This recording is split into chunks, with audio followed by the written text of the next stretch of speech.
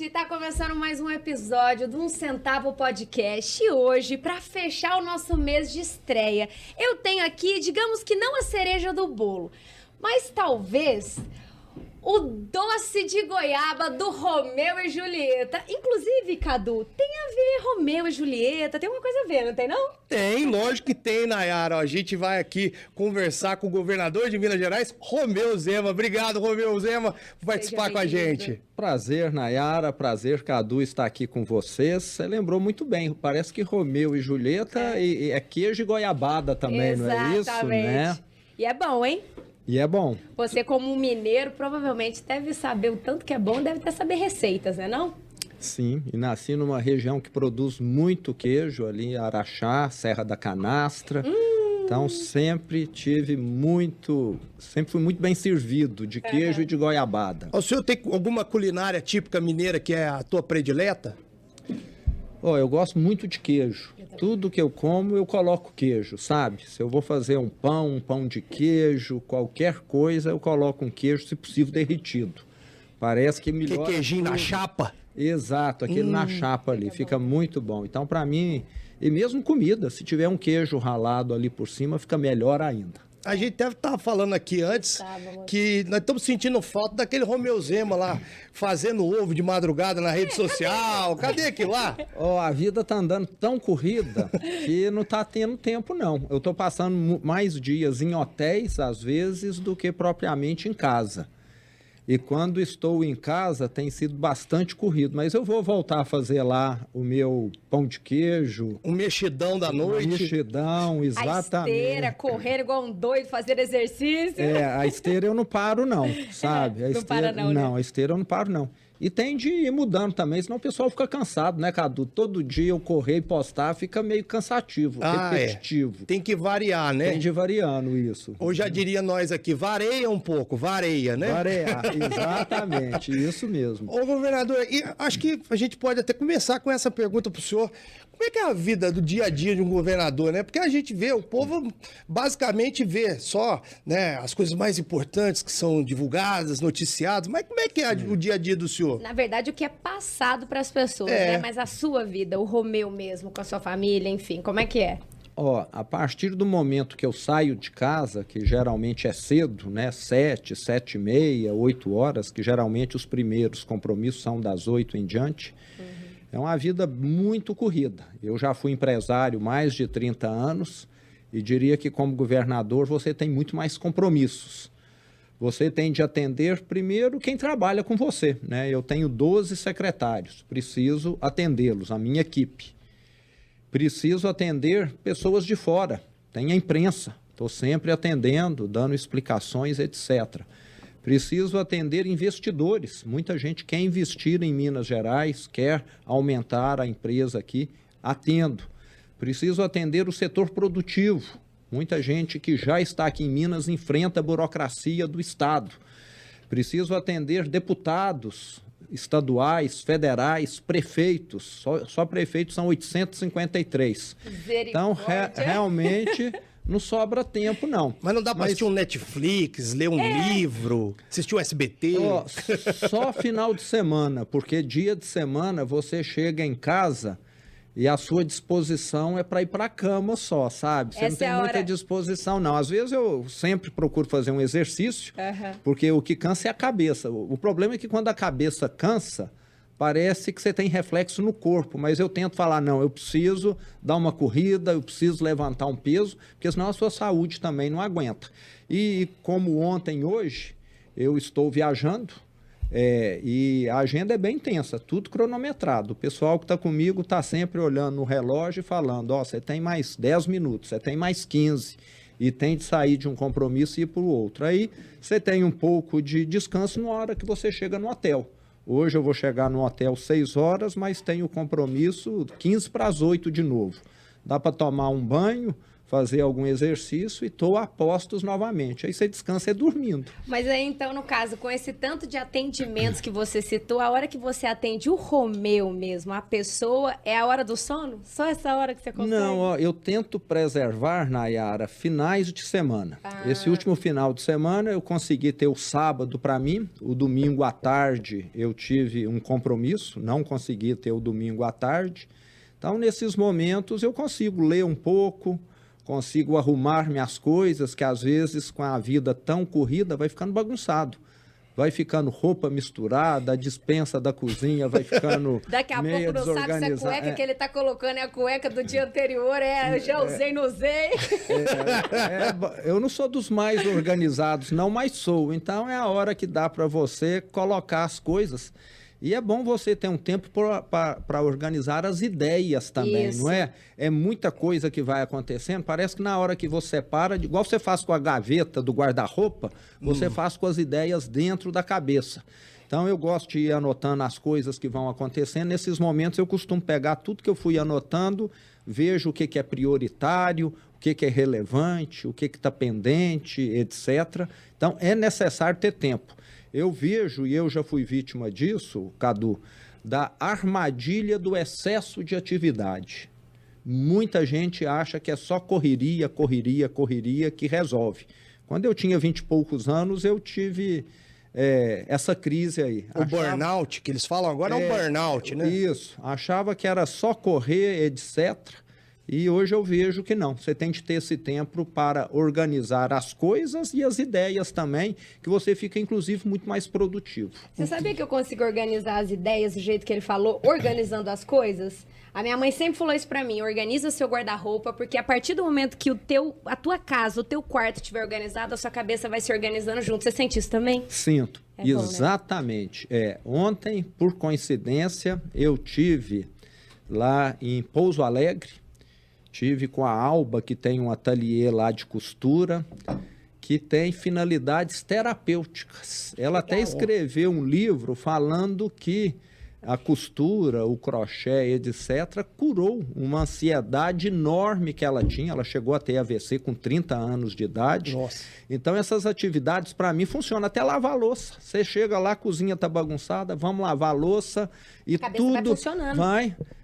tem um reflexo positivo. Olha, Concordo, se eu sim. for nessa toada que vocês estão falando aí, eu tô perdido. Então, minha cabeça tá pra lá de Bagdá, porque meu guarda-roupa, eu vou, pelo amor de Deus. Governador, na vida, o senhor viu, tá Cadu? falando de Pouso Alegre, tá falando de Três Pontas. O que o senhor trouxe de novidade aqui pro sul de Minas? Parece que é um 67 ali, finalmente vai sair do papel ali a terceira faixa, né? Vai. A MG 167 é um problema há mais de 30 anos. Não sei quantas vidas nós já perdemos ali naquele trecho, que tem muitas curvas, perigoso, fluxo de caminhões intenso, o que atrapalha, o que demanda ultrapassagens perigosas. E nós vamos ter duas grandes melhorias nesse trecho. Primeiro, que ele vai passar a ter terceira faixa em todo aclive e declive, subida e descida. E também vai ser totalmente recuperado. Então, quem estiver indo de Varginha para Três Pontas e vice-versa, vai passar a contar dentro de um ano com uma rodovia que é muito diferente dessa rodovia estadual. E essa melhoria está dentro do nosso programa Provias, onde nós estamos investindo 2 bilhões 150 milhões de reais, é o maior investimento em melhoria de rodovia dos últimos 10 anos. Porque todos sabem, Minas é um estado quebrado. Então, nos últimos anos, Minas mal conseguiu tapar os buracos das estradas. E agora nós vamos ter condição de fazermos uma melhoria substancial naquelas estradas que estão em pior situação de manutenção. E também vamos estar asfaltando estradas de terra num trecho de 800 quilômetros em diversas regiões, coisa que foi planejada no passado, chegou muitas vezes até ser iniciada e foi paralisada. Então nós vamos estar levando uma infraestrutura bem melhor para todos os cantos de Minas. Mas isso tem a ver com aquele projeto que vocês tinham também da questão da privatização das rodovias? Ainda tem esse projeto em mente aí para rodar? O Provias não tem a ver com as privatizações. Quando nós tivermos as concessões, que é o nome certo, é você conceder por 25, 30 anos ao setor privado essas rodovias, o Estado vai arrecadar recursos e vai ter condição de investir mais ainda em rodovias, além do investimento das concessionárias. Então, é duplamente positivo. A concessionária que assumir determinado trecho vai ter de fazer melhorias. E ela ainda vai pagar ao Estado pela concessão, que o Estado vai reinvestir em outras rodovias. Isso está previsto para acontecer agora em julho. Nós temos o primeiro lote, que é o lote do Triângulo Mineiro, que deve arrecadar alguns milhões de reais. Ó, eu sou do interior paulista, ali é um tapete, né? Tem ali os pedágios, tudo, e até uma reclamação que as pessoas fazem muito aqui é com relação ao pedágio, né? O pessoal de Três Pontas vem para cá para trabalhar em Varginha e às vezes fica preocupado com questão de valores, né? Não dá ainda para prever quanto que vai ser o valor cobrado ali entre um pedágio e outro, né? Não, Cadu, não dá. Mas eu quero aproveitar aqui o ensejo, já que você falou em pedágio. Nós temos muita reclamação da rodovia MG 135, que liga Belo Horizonte a Montes Claros. É já uma concessão antiga, que está sendo duplicada em boa parte do trecho e que os usuários têm reclamação de pedágio. Como é um contrato antigo, é difícil você fazer qualquer alteração depois de concluído. Mas eu sempre lembro o seguinte, é muito melhor você andar numa rodovia pedagiada, você vai ter mais segurança, isso é claríssimo que ela tem melhor sinalização, melhor conservação, você vai ter menos manutenção no seu veículo, entende? Muitas vezes as pessoas só veem os R$10 que estão pagando, não veem aquilo que o veículo estaria estragando, deteriorando, passando numa estrada esburacada.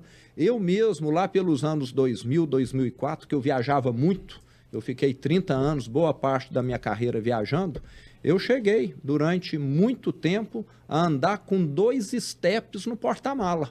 De tanto buraco? De tanto buraco que havia nesse período. E o carro ficava detonado, né? Era aquela trepidação que ia soltando tudo no carro, desvalorizando o carro. Então, eu vejo que é muito melhor nós caminharmos para um estado, para um país onde as pessoas paguem pedágio, porque só paga quem usa, do que ter um IPVA alto. Acho o IPVA um crime, porque a idosa que tem um carrinho que usa para ir ver a filha, para ir ver os netos, ir no supermercado, anda pouquíssimo, paga IPVA igual alguém que é viajante que está rodando o tempo todo. Então, se nós tivéssemos mais pedágio, menos IPVA, só iria estar pagando o usuário. Acho que nós temos de caminhar nesse sentido, que é o que acontece aí em países que tratam mais adequadamente a questão. Paga muito imposto também, né, galera? Como uma mineira falando, nossa senhora, nem te falo. Romeu, mas então, a gente está conversando aqui, você falou sobre uma novidade muito boa aqui para o sul de Minas, que é essa rodovia. Mas a gente... Para nós foi uma notícia muito boa, mas para você, no caso, você recebeu uma notícia que não foi muito boa. O que você me fala sobre a derrubada do veto que aconteceu de ontem para hoje? Exatamente. Nós temos feito, Nayara, uma gestão responsável. Nós assumimos um estado caótico, um estado que não pagava as prefeituras. Inclusive, aqui Varginha foi um caso de um prefeito que chegou a renunciar. Nós tivemos muitos casos em Minas Gerais, o ex-prefeito daqui. Tivemos caso de prefeito que adoeceu, prefeito que suicidou. Funcionário público não tinha data para receber o salário. Não tinha previsão de receber o 13º salário. Recebia em 10 pagamentos. Professora que aposentava, ficou aí, está aguardando 8 anos a férias prêmio. Então, uma situação caótica. Na primeira semana do meu governo, eu tive lá uma manifestação com 200 prefeitos, querendo receber aquilo que era de direito deles. E, gradativamente, nós estamos colocando as contas em dia. Já pagamos para as prefeituras quase 7 bilhões dos 14 que o Estado devia, ICMS, IPVA, Fundeb e Saúde. Vamos terminar de pagar em setembro o primeiro parcelamento e já começamos o segundo. Funcionário público hoje recebe em dia, pela primeira vez em 6 anos, recebeu o 13º salário na data certa. Hoje ele tem acesso a um plano de saúde, porque no passado, quando eu assumi, não tinha não. O Estado não pagava hospitais, laboratórios, clínicas. Quem era funcionário do Estado, se quisesse fazer uma consulta, tinha que tirar dinheiro do bolso. Isso foi solucionado. Mas o que eu digo sempre é o seguinte, nós não temos um pote de ouro, nós ainda temos um pote de dívida. Já pagamos algumas. Tá com quanto, governador, hoje essa dívida, hein? Só com a União, 140 bilhões de reais. É 10 vezes o que nós temos de dívida com os municípios. Desses 140, mais de 40 já estão vencidos. E se esse reajuste de 33% e o outro com um pouco menos realmente acontecer, então, já é mais quanto? Aí o que eu quero, Nayara, é que os deputados nos indiquem quais hospitais nós vamos ter de fechar para poder pagar essa folha de pagamento. Quando você ganha 1.000 e gasta 2.000, como que você faz? Vai fugir do orçamento. Vai fugir do orçamento. Tem como, né? É. A empresa quebra. Exato. Então, eles vão ter de falar, ó, feche esses hospitais aqui, feche essas escolas. Então, eles vão ter de falar, porque só dar aumento é muito fácil. É um populismo. Eu posso dizer que é uma irresponsabilidade, entende? Intencionada, talvez? Intencionada. Nós estamos num ano eleitoral, o presidente da Assembleia, que deveria ter responsabilidade, foi o grande protagonista disso. Ele é, talvez, muito provavelmente, o próximo candidato a vice-governador. Então, ele quer fazer com que o nosso governo fique mal visto, entende? Mas não sei se ele vai conseguir, não. Acho que o povo está cansado já de político irresponsável, sabe? Porque no último governo ele era pró-governador e não fez nada com relação aos prefeitos que ficaram sem dinheiro, aos funcionários públicos que foram desrespeitados. Ele só quer ganhar, só tem plano pessoal de poder. O senhor pretende judicializar essa derrubada do veto? A nossa advocacia geral está analisando lá. O mais provável é que isso aconteça, porque tem uma lei de responsabilidade fiscal que é muito clara. Se você aumenta gasto, prove de onde está vindo os recursos. A Assembleia não mostrou de onde está vindo os recursos. Se você trabalha aqui, ganha 100 e começa a pagar uma prestação de 150, você vai ter de ter um recurso extra para poder pagar essa prestação adicional. E a Assembleia não mostrou. Então, nós estamos no ano eleitoral, muitas pessoas ainda continuam acreditando nesse tipo de artifício, que é prejudicial ao Estado. Eles deveriam estar lá era votando reformas. O brasileiro precisa de uma reforma tributária, de uma reforma administrativa. O brasileiro está cansado desse joguinho da política velha, viciada, que até hoje só causou desemprego. Então, nós estamos aqui para mostrar que existe uma política diferente. Nunca fui político, é a primeira vez que eu estou à frente da gestão pública, mas eu já mostrei. Minas Gerais está batendo todos os recordes, Nayara. Somos o estado mais seguro do Brasil, o mais transparente, nós éramos o 20º colocado. E transparência é fundamental para uma boa gestão pública. Somos o estado que tem a menor taxa de mortalidade na pandemia, do Sudeste, Sul e Centro-Oeste. E sem dinheiro. Porque nós temos um vício na política de que tudo precisa de dinheiro. E aonde que está a gente competente? Aonde que está método de trabalho? Metas a serem cumpridas? Então, isso sempre foi desconsiderado. Estamos levando também, aqui é uma região de cafeicultura, energia trifásica para todas as propriedades rurais do estado. Como é que um fazendeiro que só recebe energia para ligar a TV e o chuveiro consegue melhorar a produtividade da propriedade dele? Ele precisa ligar a máquina lá, resfriador de leite, bomba de irrigar, etc.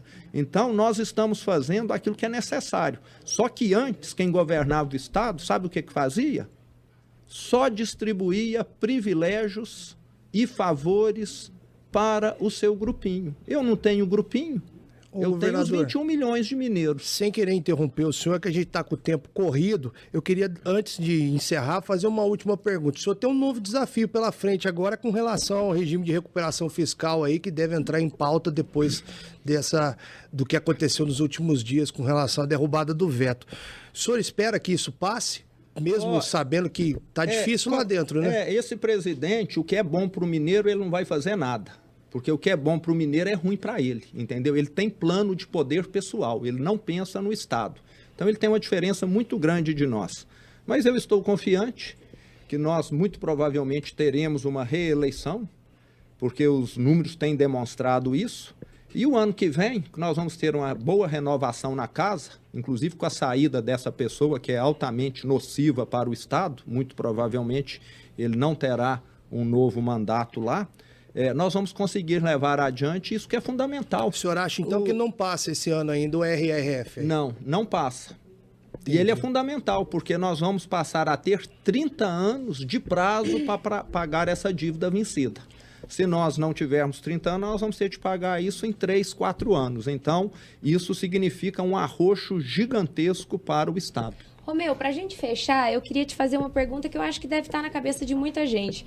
Depois de 4 anos no governo, hoje, você ainda é aquele empresário que teve o primeiro contato, que teve o primeiro contato, né, no serviço público ali, já como governador, ou hoje você é um político, o político Romeu Zema? O que mudou de lá para cá nesses 4 anos? Bom, primeiro são 3 anos e 3 meses. Não é muito diferente, Tá faltando... Tá quase. Como diz os mineiros. Eu te diria que eu não mudei nada. Eu continuo acreditando que você tem de ter responsabilidade. Na minha empresa, onde eu fiquei mais de 30 anos, eu nunca atrasei salário, entende? E um Estado rico que atrasa salário por irresponsabilidade e depois aumenta imposto, talvez a Assembleia queira que aumente imposto. Às vezes é o que o mineiro quer, porque o que eles estão fazendo, Nayara, dá para entender que quer que aumente imposto, porque se não tem dinheiro, na hora que o salário começar a atrasar, vai ter de sair de algum lugar. Então, quem aprovou esse aumento de salário é pró-aumento de imposto, com o que eu não concordo de forma alguma. Mas eu não mudei nada. Eu falo que eu aprendi muito, porque eu sempre estive no setor privado e nunca tive tanto contato com meios de comunicação. No setor privado, você está preocupado com o resultado. Você não precisa estar mostrando como no setor público. No setor privado, você depende do número menor de pessoas. Você tem os acionistas, você tem os diretores. No setor público, você tem muito mais protagonistas aí. É mais prático. É mais prático. O setor privado agiliza muito mais, é menos burocrático. Você tem de seguir a lei, mas no setor público você tem muito mais regulação, muito mais questões burocráticas. Mas eu estou satisfeito, porque mesmo que eu não venha a continuar governador, eu vou entregar, Nayara e Cadu, um Estado muito melhor do que eu peguei. Com a folha de pagamento em dia, com o 13º em dia, funcionário público com plano de saúde que funciona, com consignado. Eu não falei aqui do consignado. Nós tivemos 240 mil funcionários públicos inscritos indevidamente no SPC e Serasa. Porque o último governo descontou deles o empréstimo consignado, mas não pagou os bancos, não. Nós pagamos 500 milhões de reais. Então, um governo que nós tivemos criminoso, os prefeitos estão satisfeitos. Estive lá em Três Pontas, o prefeito falou, essa avenida que eu fiz aqui, uma grande avenida lá, que passa ao lado da cidade, tipo uma variante rodoviária, foi feita porque ele está recebendo de volta do Estado aquilo que o último governo não pagou e que nós estamos pagando. Então é um governo de muito sacrifício, mas é um governo que está arrumando o Estado. E para mim vale essa questão, fazer o certo. Eu falo que eleição é consequência, não é objetivo. Rapidinho, escolheu o vice já? O vice, eu gostaria que fosse um vice de outro partido, para mostrar que o Partido Novo é um partido aberto, é um partido que acolhe outros, que faz coligações, porque infelizmente criou-se essa imagem de que o Novo é fechado. Não é. Então, em breve nós estaremos. Vale lembrar que nenhum outro pré-candidato a governador já escolheu o vice. Então, nós não estamos atrasados, não. Estamos aí conversando com diversos partidos. Uma hora sai. Vai sair, vai. Tem limite de data, né? É isso aí. Muito obrigada. Não tem nem como, né? Nossa Senhora. Explicar aqui. Eu tenho certeza que muita gente vai gostar de assistir essa entrevista. E todas as dúvidas, eu acho que pelo seu próprio Instagram, as pessoas conseguem lá retirá-las e acessá-las, enfim. Muito obrigada, de verdade, por esse tempinho aqui com a gente. Para quem nos acompanhou aí, entre lá, Romeu Zema Oficial, estamos sempre atualizando as notícias, porque todo dia tem coisa nova. E ele vai voltar a fazer TikTok, viu, gente? Porque ele tinha parado, aí ele vai voltar o TikTok dele também. Dancinha no TikTok com Zema, hashtag dança Zema. Dança não, mas uns exercícios bons dá para fazer, Tá Foi um certo. prazer estar aí com vocês. Obrigado, governador. Tchau, gente! Valeu, olha, não deixe de dar o like, comentar e compartilhar o nosso vídeo. Até a próxima.